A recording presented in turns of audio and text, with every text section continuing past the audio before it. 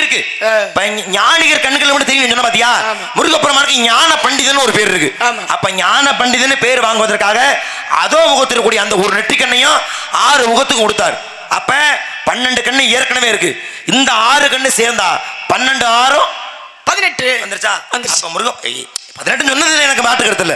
ஆனா எதனால வந்துச்சுன்னு ஒரு கணக்கு சொல்லணுமா இல்லையா? கண்டிப்பா. சரி, இது சரிதான். இன்னும் உன்னை எதிர்பார்க்கிறேனே. என்னப்பா? இந்த நான் என்னப்பா இல்ல என்ன எதிர்பார்க்கறீங்கன்னு கேக்குறீங்க. முழு பதில தான் எதிர்பார்க்கிறேன். ஒரு மதிப்பெண் தேர்வாகணும்னா குறைந்தபட்சம் 35 வாங்கணும் இல்லையா? 30 தானே வந்திருக்கு. நான் என்ன ஜீரோல நினைக்கிறேன். 30 வந்திருக்கு, 6 வரலையே.